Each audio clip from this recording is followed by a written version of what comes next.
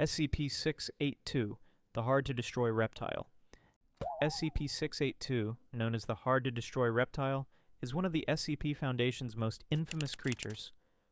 First contained after a series of violent rampages in China, this massive reptilian entity measures over 60 feet in length, with constantly shifting scales, claws that cut through steel, and strength that borders on ridiculous. 682 is best known for two things: regeneration and hatred. It heals from nearly anything: acid baths, explosives, even being reduced to a skeleton. And the skeleton still tried to bite Steve.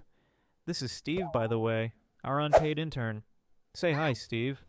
Containment requires suspending it in a vat of hydrochloric acid at all times, but even that does not work perfectly. It constantly tries to escape. Termination attempts have failed repeatedly, including fire, explosives, and even battles with other SCPs. Famously, when thrown in with SCP-173, the neck snapping statue, 682 shrugged it off and punted it across the room like a soccer ball. Researchers believe its biology adapts after every attack, evolving resistance in real time. Others speculate it may not be of natural origin at all, but a deliberately engineered bioweapon. Either way, every encounter ends the same. Death, destruction, and one very smug lizard. Bottom line? SCP-682 is the kind of final boss that makes you shut off the console, sell the console, and then realize the console has already respawned in your living room. SCP-4666, the Yule Man. SCP-4666, better known as the Yule Man, is a humanoid entity that only appears during the 12 nights of Christmas from December 21st to January 2nd. Reports describe it as a gaunt, elderly figure standing well over 2 meters tall with long, pale limbs and glowing red eyes. Think Mall Santa. But if he crawled straight out of a Scandinavian horror story. 4666's activity is tied to what the Foundation calls Weihnacht events. It targets remote families with children under the age of 8. Victims report waking to find the entity inside their homes at night, silently watching from the corner of a room at the end of a hallway. Sometimes it lingers for days before acting. Imagine walking to the fridge at 3 a.m. and seeing this thing standing by your kid's Lego set. When it finally does act, the results are brutal. Parents are usually killed in grisly ways, and children are abducted. The next morning, survivors discover gifts, handmade toys constructed from the bones, hair, and flesh of its victims. One child unwrapped a doll made from their own sibling. Yeah, Merry Christmas, Timmy. The first recorded Foundation case dates back centuries, with sightings across northern Europe, Siberia, and even rural America. Folklore suggests 4666 has been active for generations, possibly tied to pre-Christian legends of winter demons that stalked families during the solstice. Theories vary. Some think it feeds on fear, others that it collects children for reasons no one wants confirmed. What is certain is this: once 4666 picks your family, there is no safe chimney, no plate of cookies, and no amount of milk that is saving you. Bottom line? SCP-4666 is Santa's evil twin, but instead of leaving toys under the tree, he turns your family into the toys, wraps them up in bone and flesh, and calls it Christmas spirit. SCP-055, the anti-meme. SCP-055 is one of the Foundation's strangest anomalies because no one can actually remember what it is. Classified as an anti-meme, 055 wipes itself from memory the moment it is no longer being directly observed. Researchers can write notes about it, read them aloud, and seconds later forget what they just said. Descriptions are always contradictory. Staff insist it is not round, or not an elephant, but cannot offer any positive details. One researcher compared studying it to trying to hold smoke in your hands. The only consistent facts are that it exists and the Foundation has it locked in a containment chamber. How it was discovered remains a mystery. Even the log files are vague, often ending mid-sentence. Attempts to study it usually end with researchers realizing they have been sitting in an empty room for hours. The kicker is that everyone forgets that they forget. Without written reminders, staff would lose track of 055 entirely. Some theories suggest it is deliberately hiding itself, an intelligent entity manipulating memory to avoid detection. Others believe it might be a weapon designed to erase information from human awareness. Bottom line? SCP-055 is the kind of SCP that could escape, wipe out a city, and the only thing in the news would be, traffic's bad today. SCP-1290, the Quantum Tunnel Twins.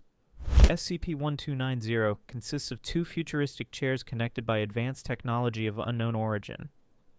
When 2 subjects sit down and the system activates, their physical actions become quantum-linked. If one raises a hand, the other does too, even across the great distances. At first, the effect seems harmless, but the longer the link continues, the more dangerous it becomes. Subjects begin experiencing internal bleeding, nerve damage, and eventually fatal organ failure as their bodies fall out of sync. If the link is broken abruptly, such as one chair losing power, both subjects immediately die. The Foundation discovered 1290 in a research facility with no records of who built it. Some speculate it was alien technology, while others think it was an abandoned human experiment in quantum entanglement.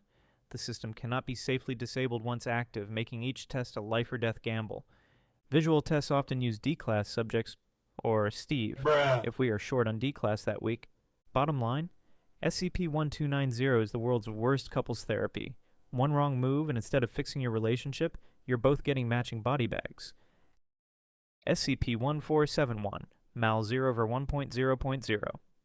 SCP-1471 appears as a mobile application called Mal0 1.0.0. Once installed, it cannot be uninstalled or removed. The app begins sending images every few hours, each showing a strange humanoid figure with a skull-like wolf head and glowing eyes. At first, the figure appears in the distance, across a street, down a hallway, in the reflection of a mirror. Within 48 hours, it begins appearing closer, and after 90 hours, it manifests physically in the subject's environment. The entity never speaks, attacks, or interacts. It simply follows the user everywhere, permanently visible. Attempts to isolate or delete the program have failed. Even factory resets and hardware destruction do not remove it. Once downloaded, the effect is permanent. The Foundation has classified it as safe in terms of physical harm, but the psychological toll is extreme. Long-term subjects report paranoia, anxiety, and eventual acceptance of Mal0's constant presence. Some theories suggest it is not hostile, but a companion entity bound to human perception. Others believe it is a form of a mimetic infection spreading through technology. Bottom line, Mal0 isn't here to kill you. It's here to move in rent-free, eating your food, staring at you through the bathroom mirror while you take a dump, and making sure you never get a moment alone for the rest of your life. Never. SCP-1171, Humans Go Home. SCP-1171 is a suburban house with a strange anomaly. Its windows constantly fog, regardless of temperature. When wiped, messages appear, written from the other side of the glass. The writer is never visible. The messages are coherent, often casual conversations, but always contain one theme: hatred for humans. The unseen entity refers to humans as pests, complaining about their smell and presence, and occasionally suggesting extermination. Strangely, it does not realize the people it is communicating with are human. It assumes they are part of its own species. The house was discovered after reports of bizarre graffiti-like messages appearing in fogged windows. Containment involves restricting access and monitoring the ongoing conversations. Staff are permitted to reply, and the entity continues to rant like a bitter neighbor, blissfully unaware. Some researchers theorize the entity exists in a parallel dimension overlapping with the house. Its hostility toward humans might indicate conflict between worlds. Bottom line, SCP-1171 is basically a cosmic neighbor leaving passive-aggressive sticky notes, except instead of, "Turn your music down," it's, "Hey, can you and your entire species fuck off and die?" And he didn't even use the magic word. SCP-178, the 3D glasses. SCP-178 is a pair of old red-blue 3D glasses. When worn, the user can see otherwise invisible entities surrounding us. These creatures vary in form, but are uniformly grotesque, often towering and predatory in appearance. The entities are harmless unless acknowledged. Direct eye contact, gestures, or any attempt to interact results in an immediate, violent attack. Victims are typically torn apart in seconds, leaving no chance of survival. Containment involves keeping the glasses locked away, with testing only permitted under strict conditions. Foundation staff are instructed never to acknowledge the creatures if observed. The implication is chilling. Humanity may unknowingly coexist with an entire ecosystem of unseen monsters. Our survival depends on never realizing they are there. Bottom line, SCP-178 proves ignorance really is bliss, because the second you make eye contact, you're basically a walking piñata for monsters that have been waiting their whole lives to fuck you up. SCP-4001, Alexylva University. SCP-4001 is an extra-dimensional library accessed through a hidden staircase in Virginia. The library is vast, seemingly infinite, with Gothic architecture and shelves stretching beyond sight. Every book contains information, not just from our world, but from alternate histories and civilizations that never existed here. Even stranger, each person who enters can find a book documenting their entire life in real time. Turn to the current page, and you will see what you are doing in that very moment. Flip ahead, and you will find your future. The Foundation discovered that some books record worlds that should not exist, suggesting the library is not just archiving information, but possibly shaping reality itself. For this reason, unrestricted access is banned. Too much knowledge here could destabilize everything we know. Bottom line, SCP-4001 is the ultimate library, except instead of overdue fees, you get spoilers for your own death scene. And no, you can't skip ahead to the happy ending because there isn't one. This is not Thailand, bro. Guys, make sure you hear the song at the end. I think you will like it. And as always, hit that like button, subscribe, and leave your favorite part in the comments. Enjoy.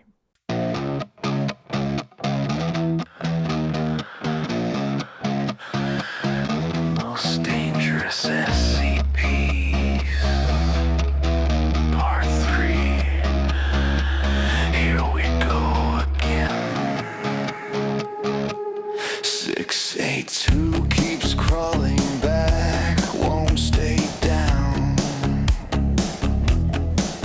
The Yule Man's out there creeping through your town. Mile zero in the mirror, stalking while you breathe. And 55's a secret no one ever leaves. They're crawling through the hallways, tearing through the door. The SCPs are hunting, you can't run anymore. Every step is closer, every breath you take. The SCPs are coming, and there's no escape.